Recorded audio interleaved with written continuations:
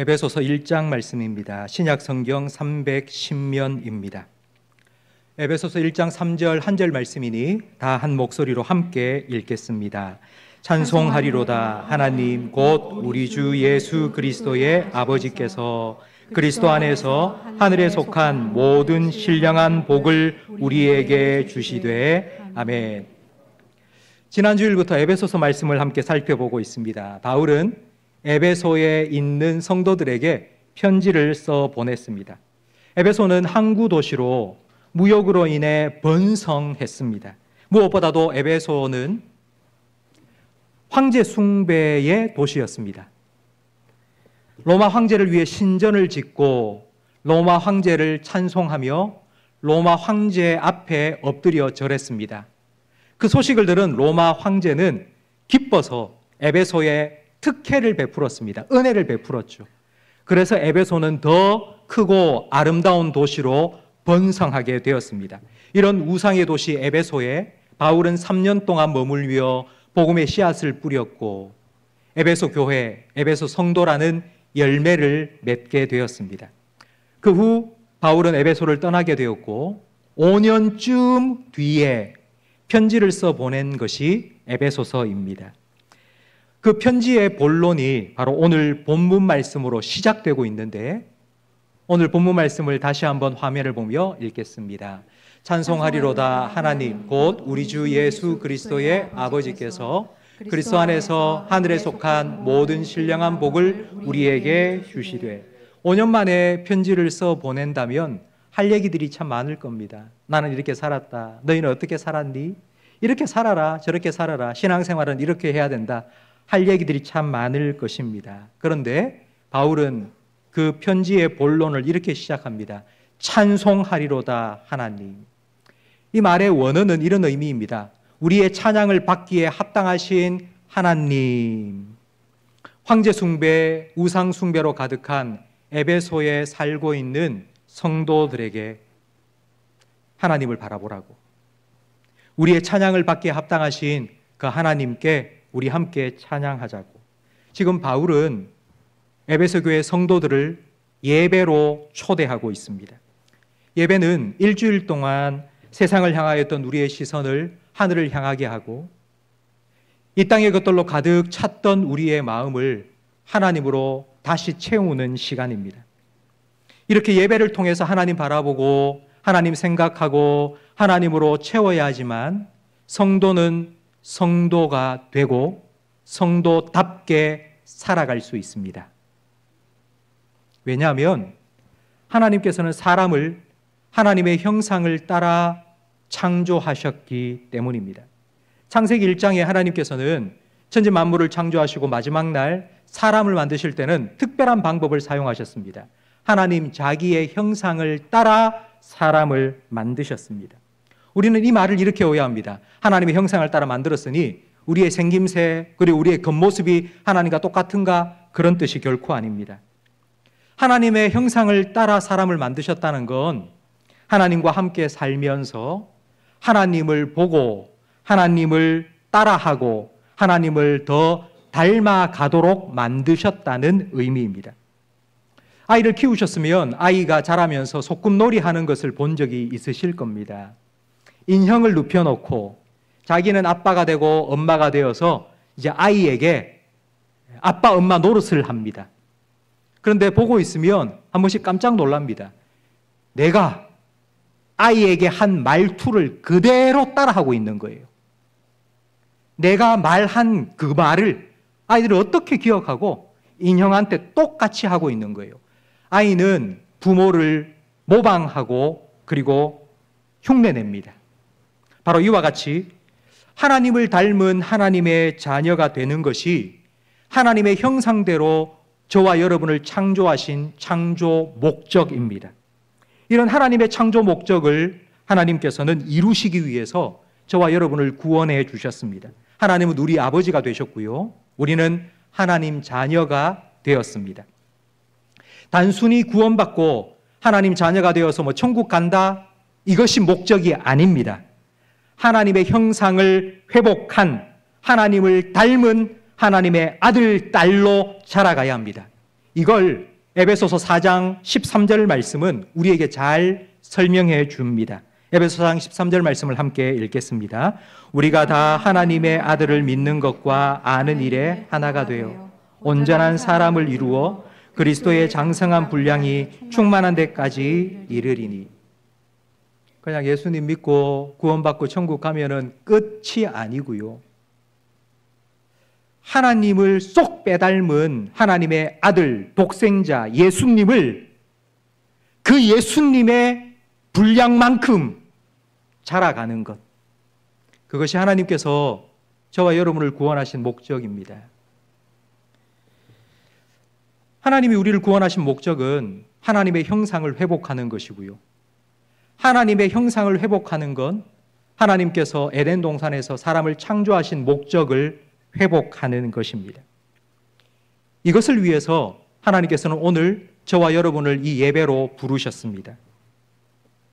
한 주간 세상의 것들로 가득한 우리의 생각을 하나님으로 채워주고 세상 사람들이 하던 말만 듣고 살았던 우리의 귀에 하나님의 말씀을 들려주고 세상 사람들과 똑같은 말만 하고 살았던 우리의 입술에 하나님을 찬양하도록 하나님께서는 우리를 예배자로 불러주셨습니다. 성도 여러분, 오늘 이 예배가 하나님께서 여러분을 구원하신 목적대로, 하나님께서 여러분을 창조하신 목적대로 하나님을 바라보며 하나님의 형상을 회복하는 복된 예배가 되기를 예수님 이름으로 축복합니다. 우리가 드리는 매 주일마다 예배가 바로 이렇게 하나님의 창조 목적과 구원의 목적을 온전히 이루어가는 예배가 될 수 있기를 예수님의 이름으로 축복합니다. 하나님의 형상 회복은 바로 예배 회복으로부터 시작됩니다.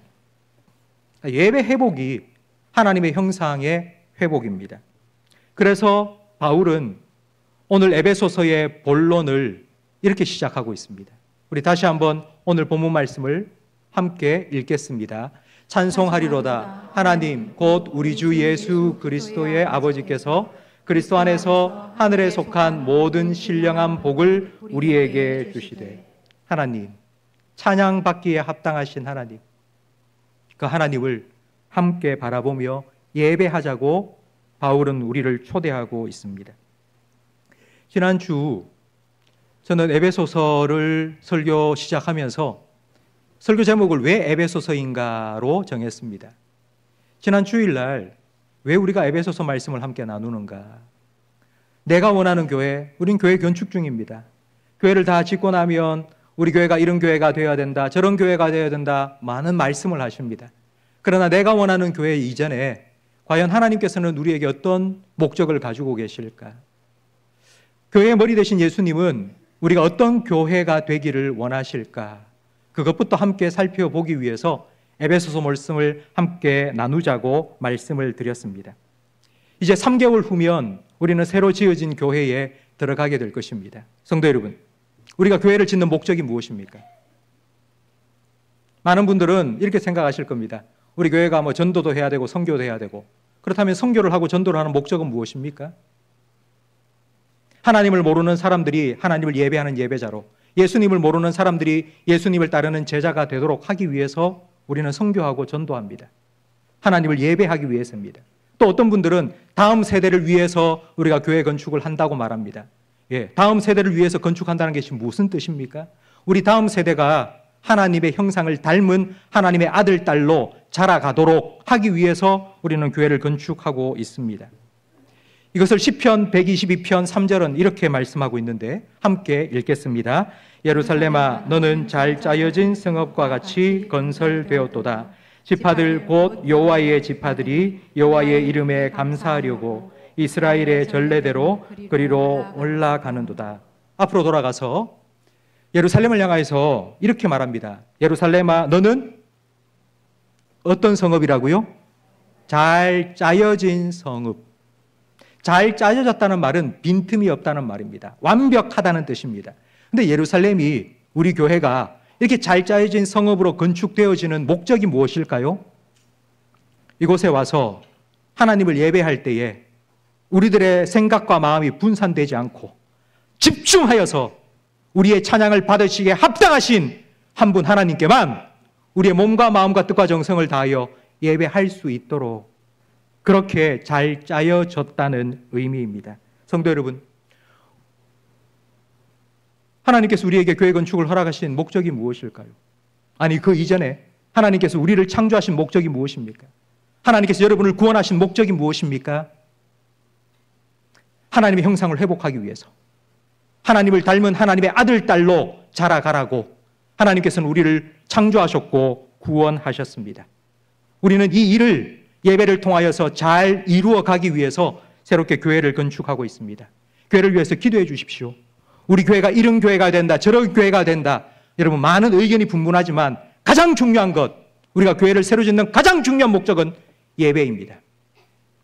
그곳에서 하나님을 예배하면서 하나님을 바라보고 하나님으로 우리의 마음을 채우고 그 하나님의 형상을 닮아가는 거룩한 변화가 우리 교회 가운데, 우리 성도들 가운데 일어날 수 있도록 매주일마다 그와 같은 예배의 기쁨과 감격과 회복이 일어날 수 있도록 성도 여러분 기도해 주시기를 부탁드립니다. 만약 우리가 이렇게 예배를 드리지 않는다면, 예배 회복이 하나님 형상의 회복인데 우리가 예배를 드리지 않는다면요, 어떻게 될까요? 내 안에 하나님의 형상이 회복되지 않을 겁니다.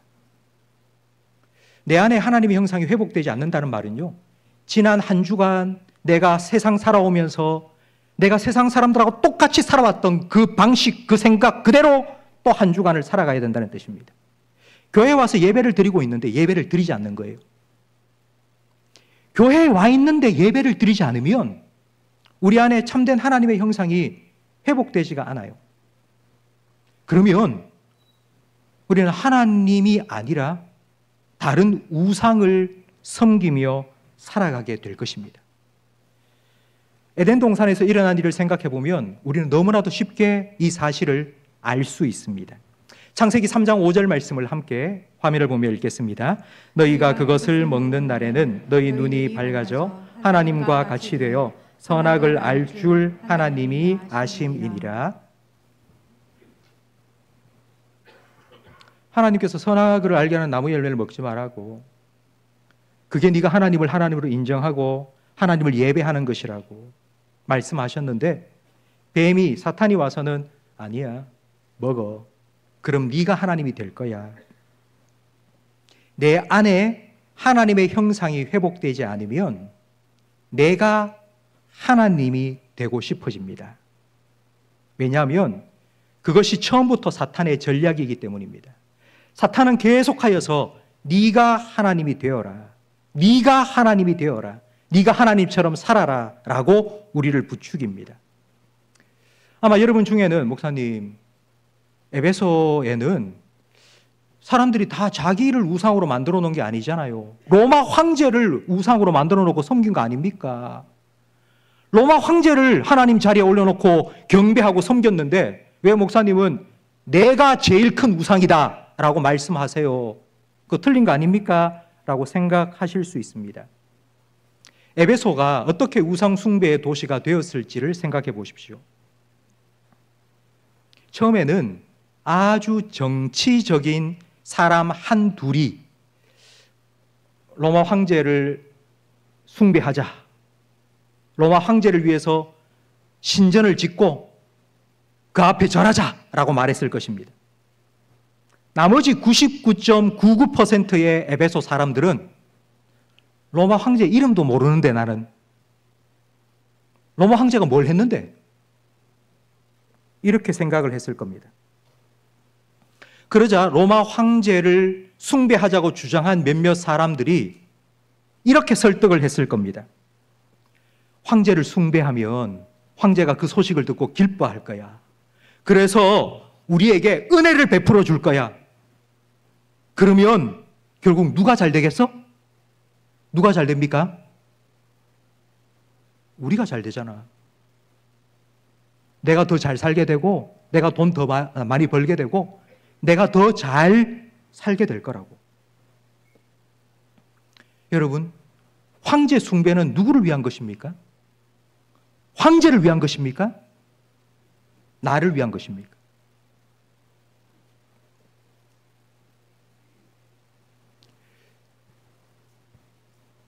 바울이 에베소를 떠나게 된 결정적인 사건이 사도행전 19장에 기록이 되어 있습니다. 바울이 왜 에베소를 어쩔 수 없이 3년 동안 목회를 하다가 떠나게 되었는지 그 이유를 우리 사도행전 19장 26절 말씀을 통해서 한번 찾아보도록 하겠습니다. 함께 읽겠습니다. 이 바울이 에베소뿐 아니라 거의 전 아시아를 통하여 수많은 사람을 권유하여 말하되 사람의 손으로 만든 것들은 신이 아니라 하니 이는 그대들도 보고 들은 것이라. 우리의 이 영업이 전하여질 위험이 있을 뿐 아니라 큰 여신 아데미의 신전도 무시당하게 되고 온 아시아와 천하가 위하는 그의 위엄도 떨어질까 하노라 하더라. 바울이 복음을 전했습니다. 바울이 전한 복음은 오직 하나님만 찬양과 경배를 받으시기 합당하신 유일하신 분이고 오직 예수 그리스도를 믿음으로 구원받는다는 복음이었습니다.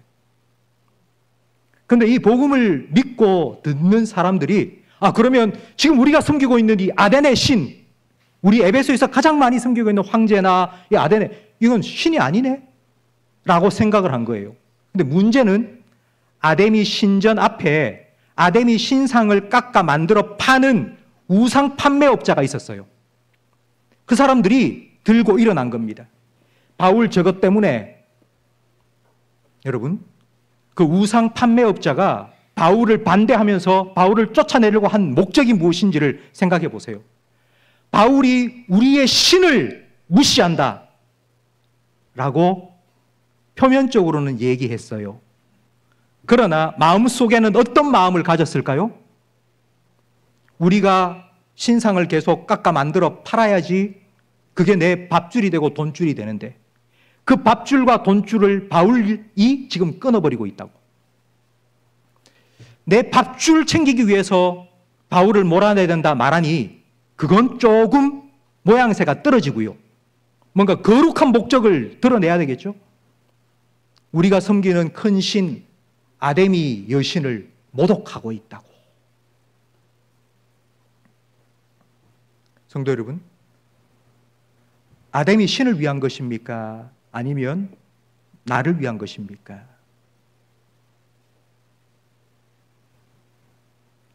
우리는 겉으로는 참 번드러난 이유를 말합니다.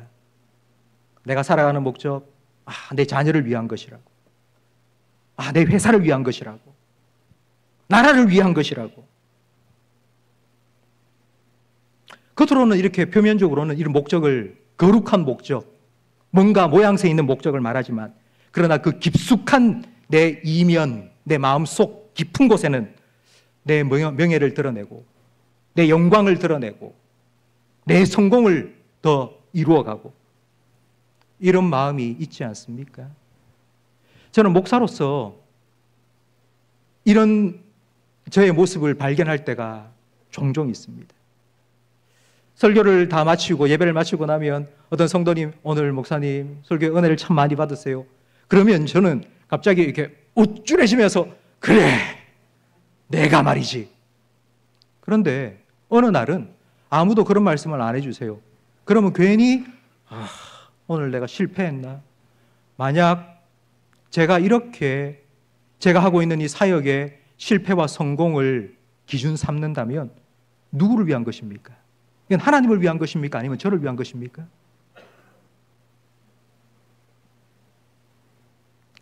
자, 나, 자아. 나는 가장 강력한 우상이고요. 가장 무서운 우상입니다. 오늘날 이 시대는요, 그 어느 때보다도 자아라는 우상이 득실득실거리는 시대입니다. 개인주의, 자기중심주의. 여러분, 자기중심주의 할 때 자기가 누구일까요? 우린 모두 다 개인입니다. 우리는 다 개인입니다. 그런데 그 개인주의의 개인은 누구일까요? 나죠, 나. 너가 아니고 나입니다, 나. 성공주의. 물질 만능주의. 그럼 그 성공은 누구의 성공입니까? 다른 사람의 성공을 위해서 살아가는 사람 누구일까요, 과연? 물질이 모든 것을 다 해준다. 그럼 그 물질을 누가 가져야 되겠습니까? 그런데 대놓고 말하지 않아요. 요즘은 자유, 인권이라는 너무나도 아름다운 포장지로 이 자아라는 우상을 포장해서 말하고 있기 때문에 너무나도 우리가 알지 못하는 사이에 우리 마음 속에, 우리 영혼 속에 스며들고 있습니다. 제가 지난주에 인터넷에서 한 글을 봤는데 그 글의 제목이 조금 자극적이어서 읽어봤습니다. 제목이 이렇습니다. 출퇴근할 때 여직원과 카풀하는 남편 어쩌면 좋을까요? 여직원과 차 같이 타고 다니지 마라 라고 말하니 남편이 화를 내면서 같은 방향이라서 같이 타고 왔다 갔다 하는데 그게 무슨 문제냐고 화를 내고 있는 남편 어떻게 하면 좋을까요? 여러분 어떻게 하면 좋을까요? 그러면 댓글이 쭉 달린 거예요. 아무 일이 아니라 그게 불륜의 시작이라고. 같이 차를 타고 가면서 같이 있는 시간이 하루 이틀 그러면서 이야기를 주고받고 그러다가 정분이 생기고 그러다가 사랑하는 사람이 확 바뀌어 버리는 거예요. 여러분 사랑은 어느 한순간에 갑자기 내가 저 여자를 사랑해야겠다 싶어서 되는 경우가 거의 없고요. 서서히 스며들고 물듭니다. 자아라는 우상도 마찬가지입니다.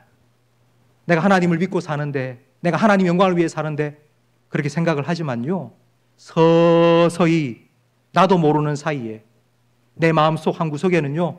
하나님도 계시지만 나라는 자아가 이만한 우상으로 점점점 커지고 있습니다. 그래서 하나님께서는 예배하라고 우리를 예배자로 부르신 거예요. 하나님의 형상을 닮아가라고, 하나님의 형상을 회복하라고. 성도 여러분, 우리가 주일날 교회 와서 예배드리는 한 번의 예배로 우리의 삶이 확가닥 바뀐다면, 정말 손바닥 뒤집듯이 변화될 수만 있다면 얼마나 좋겠습니까? 근데 그런 일이 잘 없거든요.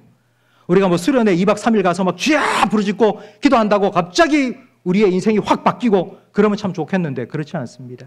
그럼에도 불구하고 우리가 수련회 때마다 가고 예배 때마다 주일마다 오는 이유가 무엇입니까? 서서히 스며들기 때문에요. 하나님을 사랑하는 마음이 서서히 우리 마음속에 스며들어야지 우리가 하나님을 닮아갈 수 있기 때문입니다. 지독한 자기 사랑, 지독한 자기라는 우상 숭배로부터 벗어날 수 있는 방법은 이거밖에 없어요. 나의 유익, 나의 만족, 나의 성공, 나의 영광을 위하여서 남은 아랑곳하지도 않고 하나님의 뜻, 내 생각은 이런데 하나님이 원하시는 건 이건데 아니 나는 이걸 원하는데 이런 지독한 자기 숭배의 우상을 무너뜨릴 수 있는 방법은 바로 하나님의 형상을 다시 회복하는 예배의 회복밖에는 없습니다. 성도 여러분, 성도는 예배자입니다. 성도는 예배자입니다. 저를 따라하시기 바랍니다. 성도는 예배자다. 예배하지 않으면 성도가 될 수 없습니다. 예배를 하지 않으면, 하나님의 형상이 우리에게 회복되지 않으면 우리는 하나님의 자녀답게 이 땅을 살아갈 수가 없습니다. 그래서 하나님께서는 우리에게 예배를 주신 겁니다. 그리고 교회를 주신 거고요. 성도 여러분, 하나님을 가장 쏙 빼닮은 예수 그리스도, 하나님의 아들이신 그분을 교회 안에서 더 알아가고 그분을 더 닮아가고, 그래서 하나님을 사랑하라, 내 이웃을 사랑해라, 그것이 하나님의 뜻이라고 가르쳐 주신 그 예수님을 따라서 자기라는 우상을 깨뜨리고요, 하나님의 형상을 온전히 회복한 그런 하나님의 아들, 딸로 거룩한 변화를 이루어가는 우리 모든 성도님들이 되시기를 예수님의 이름으로 축복합니다. 이런 교회가 될 수 있도록 여러분 기도해 주십시오. 여러분 예배를 사모하시고요. 예배를 위해서 기도로 준비하시고 예배에 나오십시오. 일주일 동안 여러분이 어떤 삶을 살았든지 상관없이 여러분이 교회에 오면요, 교회의 영적인 분위기에 압도되어서 하나님의 영광 가운데서 하나님의 임재 아래서 여러분의 마음속에 나라는 우상이 깨뜨려지고 깎여지고 하나님의 형상이 회복되고 다시 한번 일어날 수 있는 이런 예배의 부흥, 영적인 부흥, 영적인 회복이 우리 교회를 통하여서, 예배를 통하여서 여러분의 삶 가운데 나타나기를 예수님의 이름으로 축복합니다.